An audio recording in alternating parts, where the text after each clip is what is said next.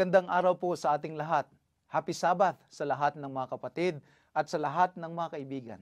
Kayo po ay pinapaubutan ko ng isang mainit na pagbati mula sa inyong mga kapatid at mga manggagawa dito po sa bansa ng Singapore.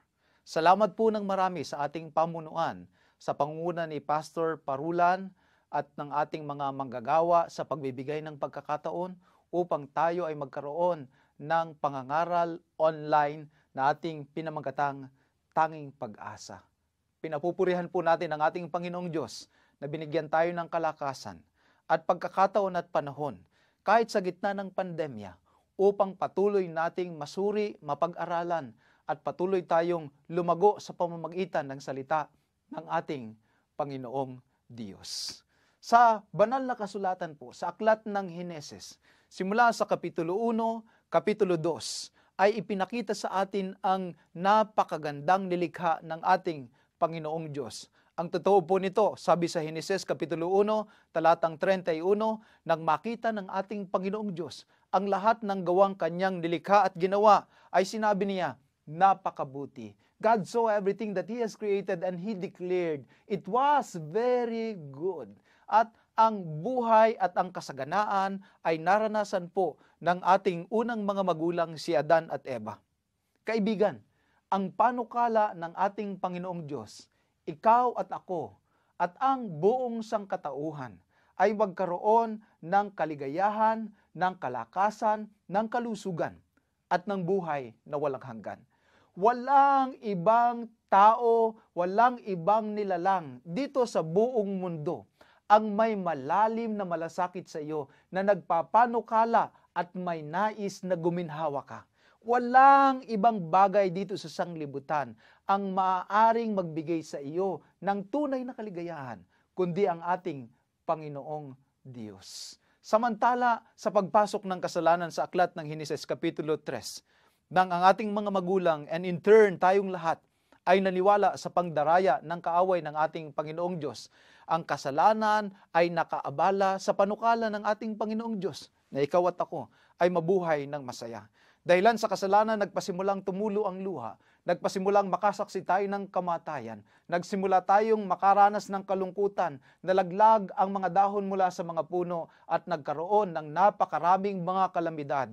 Tayo ay nagkaroon ng buntong hininga, nagsimulang pumatak ang luha sa ating mga mata, nagkaroon tayo ng napakarami at samot-saring mga suliranin sa ating kapaligiran, sa ating sarili at maging sa kalikasan. Ito ay dahil sa pagpasok ng kasalanan. At ngayong 2020, may isang bagay kang mararamdaman. May isang bagay kang mapapansin. Sa pagpasok ng 2020 ay magkakasunod at malalakas na mga trahedya ang ating naranasan na anupat sunod-sunod at hindi pa tayo nakakahinga ay waring hindi matatapos. Ang ating sanglibutan is not going to the new normal. Hindi na siya babalik patungo sa mabuting pinanggalingan natin. Siya ay dahan-dahan at patuloy at tiyak na nagmamarcha sa kanyang tiyak na kawakasan, sa kanyang pagkawasak at sa katapusan ng sanglibutan. Mga minamahal kong mga kapatid at mga kaibigan, kung ang inyong inaasahan pa rin ay nasa sanglibutang ito at kung ang inyong pag-asa ay nakasalalay pa rin sa pagpapanubalik ng mga dating bagay na normal, ang ating pag-asa ay masisiphayo, kayo ay mabibigo sapagkat ang sanglibutang ito ay matatapos at magwawakas. Ang polusyon, ang kaguluhan, ang krimen, ang samot-saring mga sakit na ating nararanasan ay wawakasan ng ating Panginoong Diyos. Sa aklat po ng Apokalipsis, sa huling aklat ng banal na kasulatan, ay muling ipinakita ang bagong hardin ng Eden, ang bagong paraiso, at doon ay nakita natin kung paanong binago ng ating Panginoong Diyos ang lahat ng mga bagay.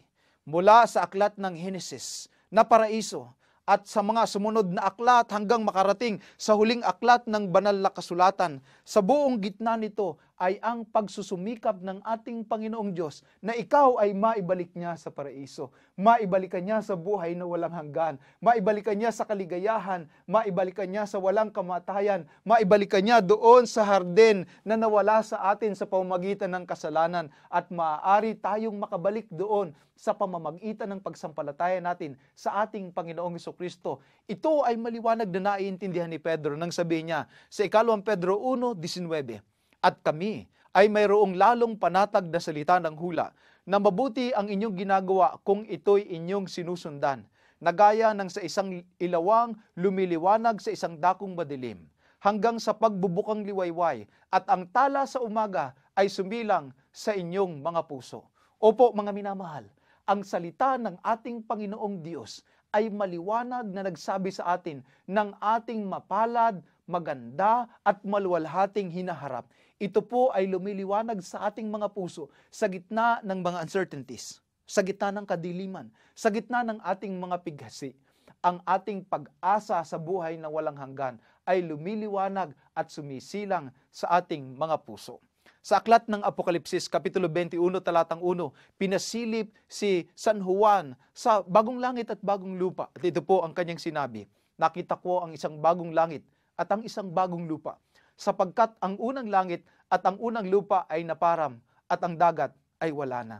Opo mga minamahal kong mga kapatid at mga kaibigan, itong lupa na ating tinatahanan ngayon ay babaguhin ng ating Panginoong Diyos. Isang araw mawawala ang lahat ng mga bagay dito sa lupa. Lahat ng iyong inimpok, lahat ng iyong pinagpaguran, lahat ng iyong pinagpuyatan, at lahat ng mga bagay na inasahan mo dito sa sanglibutan ay pawang mawawala at magkakaroon ng isang bagong langit at ng isang bagong lupa na tatahanan ng katuwiran. Itong bagay na ito ang inasahan at tinanaw ng mga propeta at ng mga patriarka. At ngayong tayo ay nasa mga huling yugto na, huling bahagi na ng kasaysayan ng sanglibutan. Ito din ang ating inaasahan. Sa Hebreo Kapitulo 11, talatang 8, ito po ang sabi ng banal na kasulatan kay Abraham. Sa pananampalataya si Abraham nang tawagin ay sumunod upang pumunta sa isang lugar na kanyang tatanggapin bilang pamana. At siya'y pumunta na hindi nalalaman ang kanyang pupuntahan, sapagkat inaasahan niya ang bayang may mga kinasasaligan na ang nagtayo at gumawa ay ang Diyos. Mula pa po sa lumang tipan, ang mga tao noon ay umaasa na sa isang bayan na may kinasasaligan, at ang nagtayo ay hindi mga tao, kundi ang Panginoong Diyos. Ayon sa pananampalataya ay nangamatay ang lahat ng mga ito na hindi kinamtan ang pangako. Ngunit kanilang nangakita na natatanaw mula sa malayo, at kanilang ipinahayag na sila'y pawang taga-ibang bayan at manglalakbay sa ibabaw ng lupa. Ngunit ngayon ay nagnanasa sila ng lalong magaling na lupain sa makatuwid bagay ang sa langit. Kaya't hindi sila ikinahihiya ng Diyos na tawaging Diyos nila, sapagkat kanyang ipinaghanda sila ng isang bayan. Ito po ang isang malinaw, payak at simpleng katotohanan. Tayo na mga Kristiyano at sumusunod sa ating Panginoong Diyos, tayo ay mga manglalakbay. Tayo ay tumitingin doon sa makalangit na lupain, sa magaling na lupain, sa makatuwid bagay. Ang langit na ang may gawa ay ang ating Panginoong Diyos mismo. Mga minamahal, ngayong araw pong ito, kayo po ay pawang manglalakbay. Ang inyong tirahan ngayon ay temporary shelter lamang. Ang inyong mga bahay ay pangsamantala lamang. Huwag niyo pong ipupugal, itatali ng mahigpit ang inyong mga puso at ang inyong pag-asa sa mga kinalalagyan nyo ngayon. Yan ay mga temporary at pangsamantala lamang. Ang ating pag-asa na mananatili magpakailanman ay ang bagong langit at bagong lupa na inihahanda ng ating Panginoong Diyos para sa bawat isa sa atin. Ito ang ninanasa ng mga banal. Ito ang kanilang pinaka-aasam-asam, ang bagong langit at bagong lupa. Sa aklat ng Hebreo Kapitulo 11, talatang 24, na isakripisyo ni Moises ang lahat ng bagay sa kanya, sapagkat inaasahan din niya ang gantimpala ng Panginoong Diyos. Sa pananampalataya, sabi ng Biblia, nang lumaki na si Moises, ay tumangging siya'y tawaging anak na babae ni Paraon, na pinili pa ang siya'y tampalasin na kasama ng bayan ng Diyos, kaysa magtamo ng nagsisikupas na kaligayahan sa pagkakasala. Sabihin nyo nga, nagsisikupas na kaligayahan sa pagkakasala. Alam nyo, sa mundong ito, halos lahat ng mga bagay ay lumilipas. Bumili ka ng bagong cellphone, sa susunod na buwan bay bago na naman. Kumupas na. Bumili ka ng bagong sasakyan, sa susunod na taon, meron na namang bagong modelo. Yung isang taon mong nabili, kumupas na, lumipas na. Ang bahay na maganda, kahit na marmol, kahit na tiles, kahit na granite, kahit na napakaganda ng inyong pagkakagawa, paglipas ng ilang taon, bago na naman ang mga disenyo, bago na naman ang mga bahay, at ang iyong bahay ay kumupas na. Mga minamahal, nauunawaan ito ni Moises. Kaya pinili pa niya ang tampalasanin basta kasama ang bayan ng Diyos, kaysa magtamo ng kaligayahan sa pagkakasala. Kayo po na mga nagpasyang magpabautismo, kayo po na nagpasyang tanggapin ng ating Panginoong Jesucristo bilang iyong personal na tagapagligtas, kayo po ay matatalino. Kayo po ay nagpasya ng isang mabuting bagay na pakikinabangan ninyo ng walang hanggan. Kayo din mga kapatid na nauna nang tumanggap sa ating Panginoong Jesucristo. Dito sa buhay na ito, meron tayong pag-asa sa buhay na walang hanggan. Sa kaligayahang hindi kumukupas, kundi mananatili magpakailanman. Ang sabi na inaring malaking kayamanan ang kadustaan ni Kristo kaysa sa kayamanan ng Ehipto, sapagkat ang kanyang tinititigan ay ang gantimpalang kabayaran. Mga minamahal, yan ang ating gagawin sa panahong ito. Tititigan natin ang gantimpalang kabayaran, sapagkat kapag tinitigan mo ang mga suliranin sa buhay, dadalwa ang ating mata. Yun ang palagi nating makikita. Ngunit kailangan nating iangat ng kaunti pa ang ating mga mata at tititigan natin sa kabila ng pagsabog ng bulkan, sa kabila ng mga lindol, sa kabila ng mga bagyo, sa kabila ng mga tsunami, sa kabila ng kanser, sa kabila ng pagtanda, sa kabila ng mga pagkakasakit, sa kabila ng napakaraming problema, sa kabila ng kagutuman, sa kabila ng pandemya, ang sabi ng banal na kasulatan, meron tayong gantimpalang tinititigan. Ang pag-asa natin ay hindi sa buhay na ito, kundi doon sa buhay na walang hanggan na inihahanda ng ating Panginoong Diyos. At dahil sa pag-asang iyon, apektado din ang buhay natin sa buhay na ito, sapagkat nagkakaroon tayo ng kapayapaan. Nagkakaroon tayo ng katahimikan. Nagkakaroon tayo ng kaligayahan, anuman ang ating pinagdaraanan, sapagkat natitiyak natin isang araw, maayos din ang lahat. Sa unang Korinto Kapitulo 2, talatang 9, ito po ang sabi, datapot gaya ng nasusulat, ang mga bagay na hindi nakita ng mata at ni narinig ng tainga, ni hindi pumasok sa puso ng tao, anumang bagay na inihanda ng Diyos sa kanila na nangagsisiibig sa Kanya. Kayo po ay tumigil pansumandali at inyong isipin, isara nyo ang inyong mga mata at inyong isipin ang pinakamagandang lugar na inyong napuntahan na. Kayo po ay iniimbitahan naming pumunta dito sa Singapore. Napakagandang bansa. Saan man kayo tumunga dito, makikita nyong napakalinis, napakaganda. Ngunit halos lahat po dito ay pawang mga man-made. Kakaunti po yung natural na beauty o natural resources nila dito. Isipin nyo na yung pinakamalinis, pinakamagandang lugar, pinakaorganisadong lugar, yun daw ay walang kapara. Yun daw ay napakaliit lamang kumpara doon sa inihahanda ng ating Panginoong Diyos. Alam niyo po, nang pasilipin nga si Juan sa langit, ang sabi niya, nakita ko ang bagong langit at bagong lupa sapagkat ang unang langit at unang lupa ay wala na. At sa talatang 2, nakita ko ang bayang banal, ang bagong Jerusalem, na nananaog mula sa langit buhat sa Diyos, na nahahandang gaya ng isang babaeng kasintahan na nagagayakan talaga sa kanyang asawa. Alam niyo po, tayo ay naka-attend na ng maraming kasalan.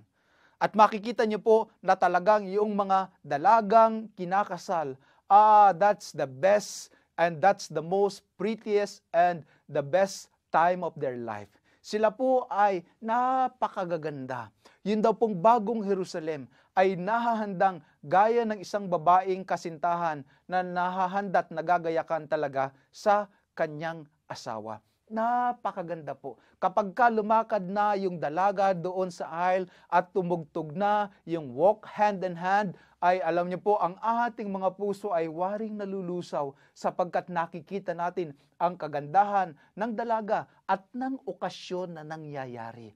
Alam niyo po, ganun din ang bagong langit at bagong lupa. Ang ating mga puso ay mapapaiyak sa katuwaan, sa kaligayahan, at lahat ng pait na inyong pinagdaanan ay pawang mapaparam at mawawala dahilan sa kagandahan ng langit. Hayaan niyo pong silipin natin kung ano ang nasa langit. Sabi sa Apokalipsis 21:10, dinala niya akong nasa espiritu sa isang malaki at mataas na bundok, at ipinakita sa akin ang bayang banal na Jerusalem, na nananaog mula sa langit buhat sa Diyos. So ito pong si Juan ay nasa isang mataas na bundok. Tinitingnan lamang niya mula sa malayo yung bagong Jerusalem na nananaog mula sa langit. Ang sabi ng banal na kasulatan na may kaluwalhatian ng Diyos. Ang kanyang ilaw ay katulad ng isang totoong mahalagang bato, na gaya ng batong haspe na malinaw na gaya ng salamin, na may isang malaki at mataas na kuta, na may 12 pintuan at sa mga pintuan ay 12 anghel. At may mga pangalang nakasulat sa mga yaon na siyang sa 12 angkan ng mga anak ni Israel. So ito po ay isang napakalaking bayan na meron daw 12 pintuan at bawat pintuan ay nakasulat ang pangalan ng 12 angkan ng Israel. May pintuan daw po ito sa silanganan, 3 pintuan. Sa hilagaan ay may 3 pintuan. Sa timog ay may 3 pintuan. At sa kanluran ay may 3 pintuan.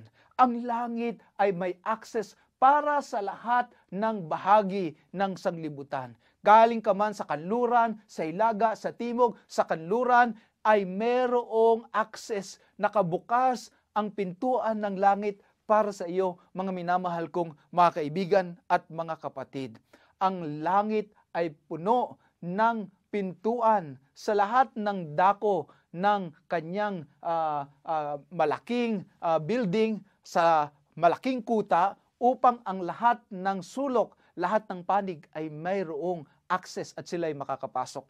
At ang kuta ng bayan ay may 12 pinagsasaligan. At sa mga ito'y ang 12 pangalan ng 12 apostol ng Kordero.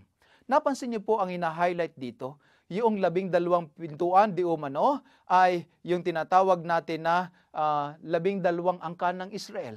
Pagkatapos yung 12 pinagsasaligan o pundasyon ay yung nakasulat ang pangalan ng 12 apostol ng Kordero. Ano po ang ibig sabihin nito, mga minamahal? Ang ibig sabihin nito, yung mga pangalan ng mga Israelita, 12 angkan, at ang pangalan ng 12 apostol ng ating Panginoong Hesukristo. Sila po ay hindi mga perfect na mga tao. Sila po ay taong may mga kahinaan din. Si Pedro ay magagalitin. Si Tomas ay madaling magkaroon ng pagdududa. Hindi siya madaling magtiwala. Madali siyang mag-agam-agam at mag-alinlangan. Ganon din po yung tinatawag natin na mga anak ni Juan, si Pedro, at yung mga ibang mga apostol, kung saan meron silang tinatawag naman natin na mga character problem. Ganon din po yung 12 anak ni Israel. Meron sa kanilang mga masasamang ugali, meron silang mga magagalitin, meron sa kanilang mga kulang din ng tiwala. Itong 12 angkan ng Israel na itong mga minamahal ay kumakatuwan sa iyo at sa akin. Sila ay mga imperfect na mga tao, ngunit sila ay mayroong mga pintuan doon sa langit.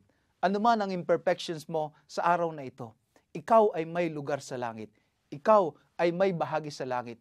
Sino ka man, meron kang papasukan doon sa langit. Ito ay nagbibigay sa atin ng pag-asa na sa kabila ng ating mga imperfections at mga kakulangan, ang ating Panginoong Diyos ay nagbigay sa atin ng access sa langit sa pamamagitan ng ating Panginoong Hesukristo.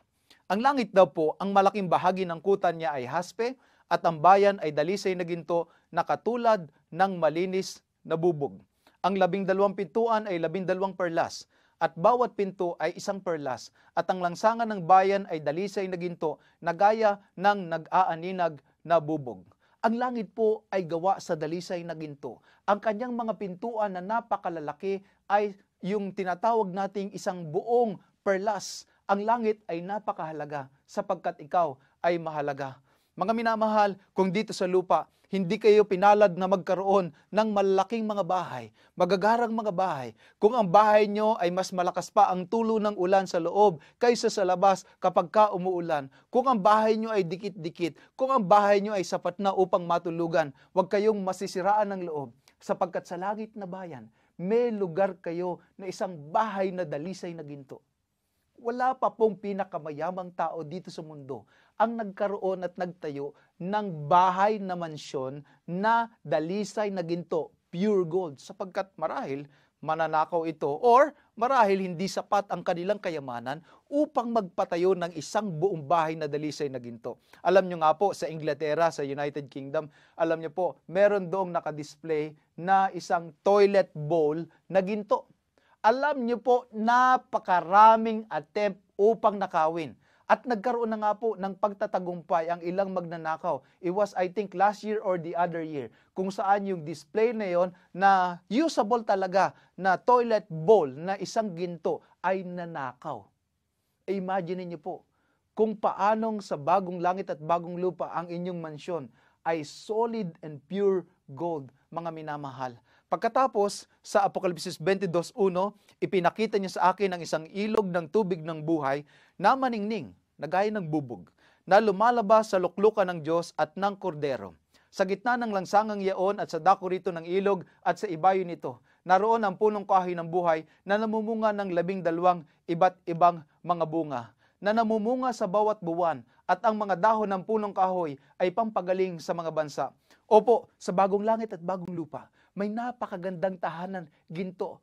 Manatili lang po kayong humahawak sa ating Panginoong Diyos. Kayo po ay bibigyan ng ating Panginoong Diyos ng magandang tahanan. At hindi lang magandang tahanan, doon po sa langit, mga minamahal, meron daw napakaraming pagkain.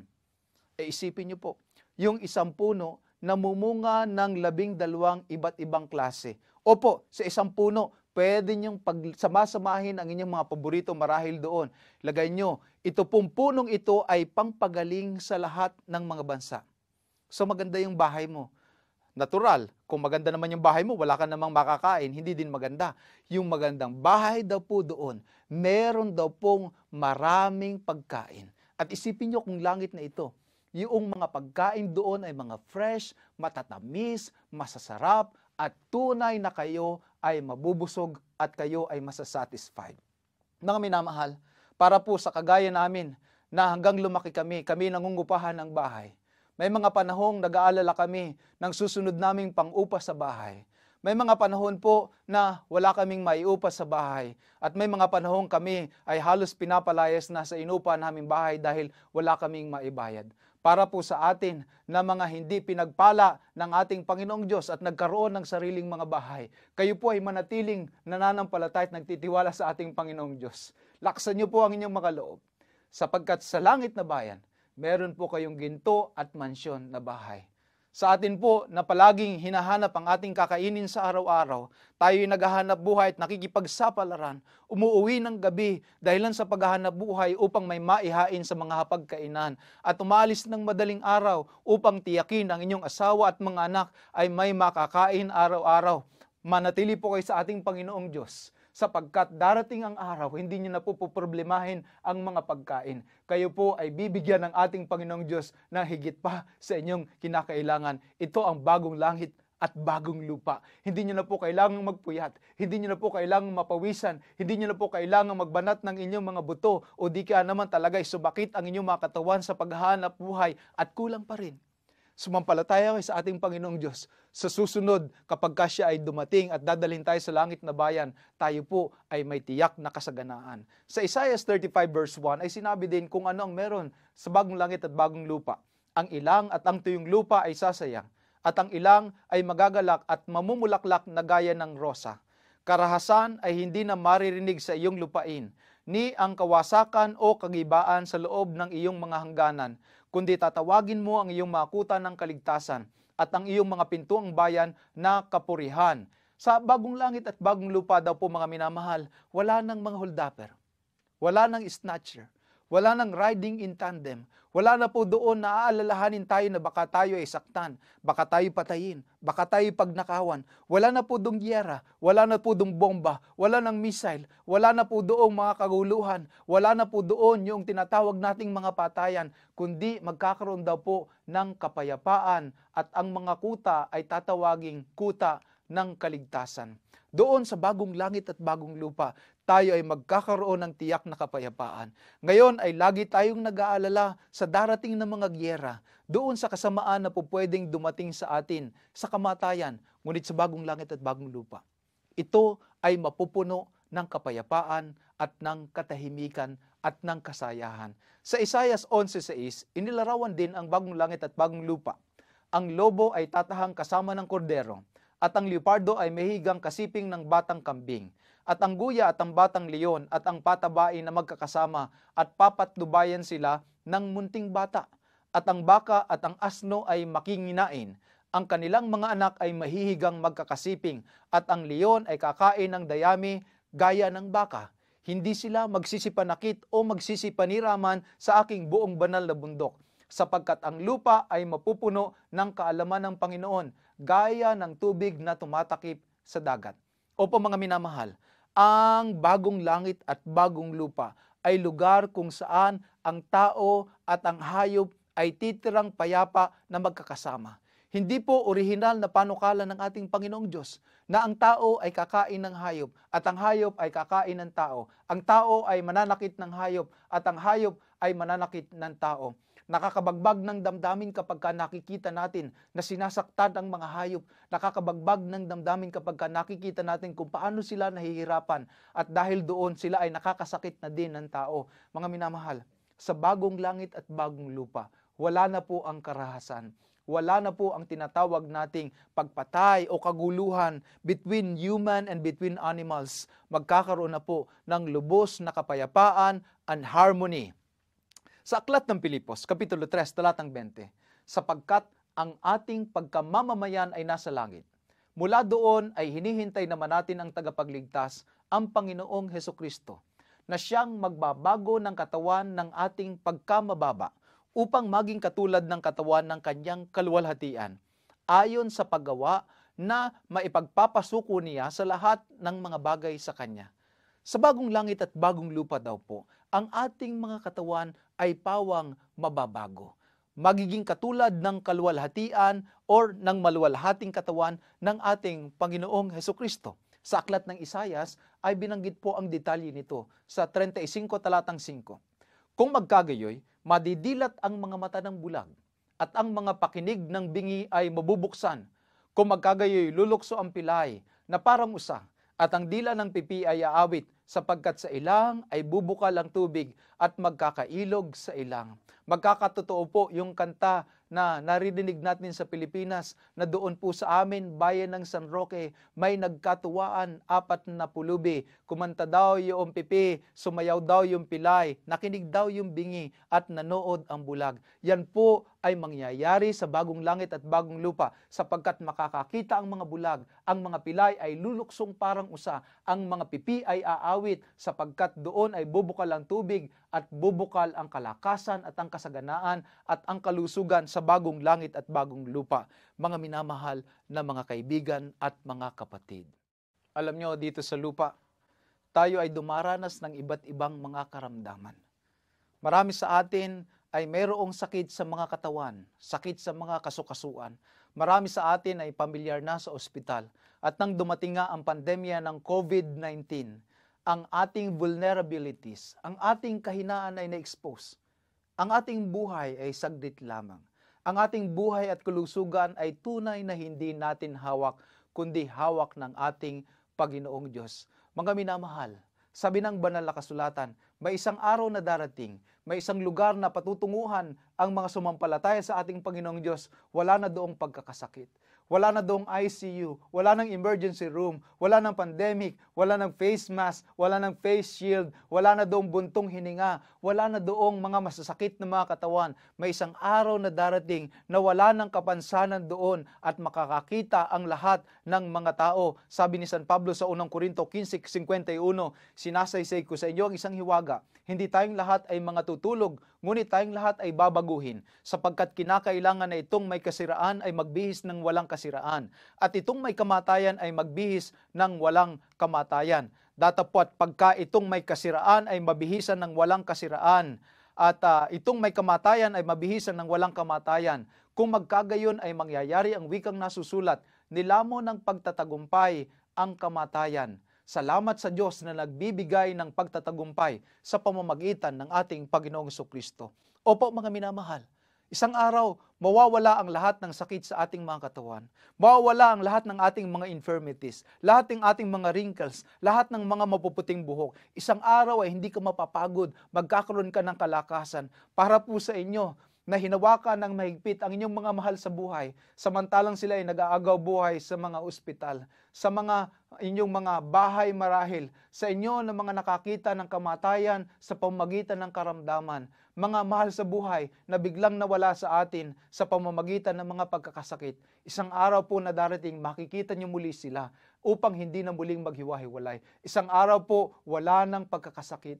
Isang araw po, wala nang mga mahal na gamot na bibilhin upang kayo ay maka-extend lamang ng mga taon sa inyong buhay. Isang araw po, wala nang dialysis. Isang araw po, wala nang radiotherapy. Isang araw po, wala na ang mga masasakit na mga tinatawag nating mga injection na tinatanggap natin. Isang araw po, lalakad tayo ng mabilis. Isang araw po, meron na lamang kalusugan. Para po sa inyo na sa oras na ito ay nakikinig, na kayo ay may binabatang karamdaman. Para po sa inyo na may binabatang sakit sa katawan sa oras na ito ng inyong pakikinig. Humawak po kayo ng maigpit sa kamay ng ating Panginoong Jesucristo. Magtiwala po kayo sa kanyang mga salita. May isang araw na darating na ipagkakalob na sa inyo ang tunay na kalusugan, ang buhay na walang hanggan. May isang araw na wala ng karamdaman sa pamamagitan ng biyaya ng ating Panginoong Diyos. Ang aking pong ama ay kinuha sa amin nang ako'y mga 3 taong gulang pa lamang. At maaga na hindi ko naranasan ang magkaroon ng ama. At aking tinatanaw ang isang pagkakataon kung saan may lugar na wala ng kamatayan, wala ng paghihiwalay, at lugar kung saan wala ng pagkakasakit, wala ng magdaramdam, wala ng kailangang manghiram ng pera upang may maipagamot. At minsan, tinatanggihan ng mga ospital yung mga mahihirap na walang kakayanan na magbigay ng tinatawag nating mga advance payment. Kung kayo po ay kabilang sa mga taong ito, kabilang sa mga taong may karamdaman, kabilang sa mga taong naghihinagpis dahilan sa marahil sa inyong personal na karamdaman o karamdaman ng inyong mga mahal sa buhay, umasa po kayo sa salita ng ating Panginoong Diyos.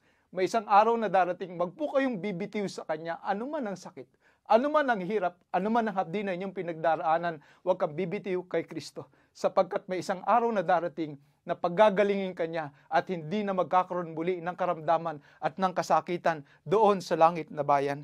Sa aklat ng Apokalipsis, nang mamasdan ito ni San Juan, kanyang nasabi, papahirin niya ang bawat luha sa kanilang mga mata at hindi na magkakaroon ng kamatayan, hindi na magkakaroon pa ng dalamhati o ng pananambitan man o ng hirap man. Ang mga bagay ng una ay naparam na. Tayo po na humagulhol ng malalim, tayo na nakaranas ng mga aksidente, tayong halos hindi na mapatid ang ating mga luha at mga buntong hininga. Papahirin ng Panginoong Diyos ang luha sa bawat mata.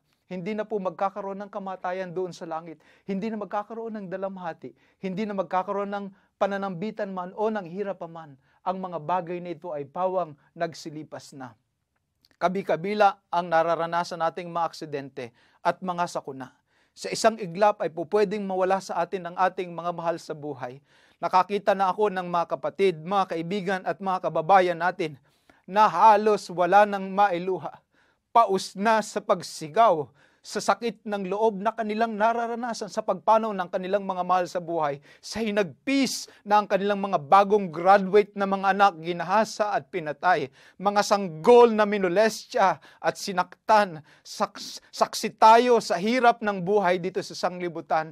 Batid natin araw-araw ay binabandera ito sa mga balita at ang pinakamasaklap kapag personal nating naranasan. Ngunit may isang araw na darating, kumapit ka lang kay Jesus. Magtiwala ka sa Kanya. May tanging pag-asa kay Jesus ng buhay na walang hanggan, ng kaligayahan, ng wala ng kamatayan. At sinabi niya sa akin, ang sabi sa 22:6 ng Apokalipsis, ang mga salitang ito'y tapat at tunay. At ang Panginoon, ang Diyos ng mga espiritu, ng mga propeta, ay nagsugo ng Kanyang anghel upang ipakita sa Kanyang mga alipin ang mga bagay na kinakailangang mangyaring madali.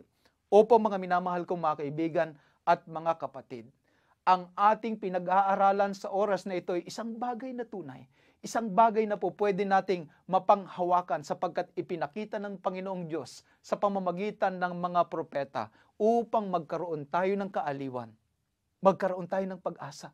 May isang araw na darating na mabuti and everything will be all right for eternity with the Lord and Savior Jesus Christ. Sa Mateo 8:11, samantalang sinabi ng ating Panginoong Jesucristo kung anong mangyayari doon, sinasabi niya, marami ang manggagaling sa silangan at sa kanluran at mauupong kasalo ni Abraham, ni Isaac at ni Jacob sa kaharian ng langit. Opo mga minamahal, isang araw doon sa langit, pwede tayong maupo kasama daw ni Moises. At marahil may tatanong kay Moises, Moises, paano ba yung na-part yung Red Sea? Diba? Paano nangyari yun? Moises, paano ba itsura ng bumababa yung mana galing sa langit? Wow, paano nangyari? Everyday talaga may ganun. Anong lasa, Moises? Tapos anong itsura nung yung bato pinupumot tapos lumabas yung tubig, Moises? Wow, that must be amazing. Imagine magkakaroon kayo ng opportunity to sit down with Moses. Huwag kayong mag-alala kahit na very famous siya at sikat na sikat ka. We have an eternity. I believe you will have one day to sit down with him. And you will have to listen to his wonderful stories kung paanong napakabuti ng ating Panginoong Diyos. Marahil mauupo din tayo doon kasama ni Daniel at makakukwentuhan mo siya at matatanong mo siya, Daniel, nung kasama mo yung mga leon, di ka ba natakot? Anong nararamdaman mo? Ganyan. At maaaring kukwento sa atin na Daniel, masasabi niya sa atin, nandun si Jesus, nandun ang kanyang anghel, hindi niya ako pinabayaan. Nakaka-inspire, makausap at makaupuan itong mga taong ito na nakaranas ng himala sa kanilang mga buhay. Gusto ko din kausapin si Pedro. Ay tatanong ko sa kanya, Pedro, nung lumulubog ka, anong feeling? Tsaka nung lumalakad ka sa tubig, paano nangyari yun? Nakalakad ka sa tubig, gaano katagal? Tapos nung lumubog ka, anong nangyari sa'yo? Anong nararamdaman mo? Natakot ka ba? At marahil marinig natin kung ano mga sinasabi nila sa kanilang karanasan kay Jesus. Alam nyo, marahil naman sila ay titingin sa atin at sasabihin sa iyo, Igan, ano ang iyong kwento? Paano ang himala ng Diyos sa iyong buhay? Or Maria, maaring itatanong niya sa iyo, or Jose, or kabayan na nakikinig yon, siya ay tutungo sa inyo at mababaling ang lahat ng mga mata. Mike, ikwento mo nga sa amin, paano ka tinulungan ng Diyos? Paano ka nagtagumpay? Kahit nag-alanganin ka, paano ka binigyan ng kalakasan ng ating Panginoong Diyos? Paano mo isinakripisyo ang lahat? Alang-alang sa salita ng ating Panginoong Diyos, maaring babaling sila sa iyo at sila din ay makikinig ng iyong mga kwento kung paanong binigyan ka ng Diyos ng biyaya at ng kalakasan. Doon daw sa langit, sa Apokalipsis 22:3, hindi na magkakaroon pa ng isinumpa. At hindi naroon magkakaroon pa ng isinumpa. Ngunit ang trono ng Diyos at ng Kordero ay matatagpuan doon at siya'y paglilingkuran ng kanyang alipin. At makikita nila ang kanyang mukha at ang kanyang pangalan ay masusulat sa kanilang mga noo. Opo, makikita natin doon ang mga celebrities na mga apostles. Makikita natin doon ang mga celebrities na mga patriarka. Makikita natin doon ang lahat ng mga banal na nagsakripisyo at nagtiyaga at umasa sa tanging pag-asa kay Jesus. Ngunit isang bagay ang ating lubos na pinananabikan kapag makikita na natin ng mukhaan ang ating tagapagligtas. Paano kaya tayo titingin sa Kanya? Ngayon pa lang ay iniisip kong hindi ako makakatingin sa Kanya. Ngayon pa lamang ay iniisip kong maiyuyuko ko ang aking mga mata kung sakaling sa pamamagitan ng Kanyang biyaya, ako yung makakarating doon. Isang araw makikita mo ang tagapagligtas at mauunawaan mo ang kanyang mga plano sa inyong buhay at makikita mong siya ay mabuti, siya ay mahusay at siya ay lubos na nagmamahal sa inyo. Kaya naman ang sabi ni Pablo sa ating huling talata sa oras na ito, kaya nga hindi kami nanghihimagod, bagamat ang aming pagkataong labas ay pahina, ngunit ang aming pagkataong loob ay nababago sa araw-araw, sapagkat ang aming magaang kapighatian na sa isang sandali lamang ay siyang gumagawa sa amin ng lalo't lalong bigat ng kaluwalhatiang walang hanggan. Mga minamahal, kaya pala nasabi ni Pablo, nung maalaman niya at mapatunayan niya sa pamamagitan ng salita ng ating Panginoong Diyos na meron siyang magandang lugar na inihanda, sabi niya, hindi kami nanghihimagod. Kahit na kami ay pahina, ang aming pagkataong loob ay nababago sa araw-araw. Opo mga minamahal, maaaring harapin natin ang kamatayan kung hindi tayo madarat ng buhay ng ating Panginoong Jesucristo. Maaaring dumanas tayo ng mga pagkakasakit, ngunit hindi tayo naghihimagod. Hindi nawawala sa atin ng matibay na pag-asa. May isang araw na darating, ang lahat ng ating kapighatian na isang sandali lamang, konti lang, ay gagawa ng lalo't lalong bigat ng kaluwalhatian na walang hanggan. Mga minamahal, sa loob ng serya ng Tanging Pag-asa, ito ang pag-asang aming iniaalok sa inyo. Ang pag-asa sa pamamagitan ni Kristo ng kaligtasan, pag-asa sa buhay na walang hanggan, at pag-asa sa paraiso na para sa iyo. May lugar ka doon. Huwag mo itong babakantihin. Tanggapin mo si Kristo bilang iyong personal na tagapagligtas. At kung ikaw naman, kapatid ko, ay tumanggap na sa ating Panginoong Jesucristo bilang iyong personal na tagapagligtas, manatili ka sa Kanya sapagkat isang araw, matutupad at mangyayari ang Kanyang mga salita. May tanging pag-asa tayo sa ating Panginoong Jesucristo.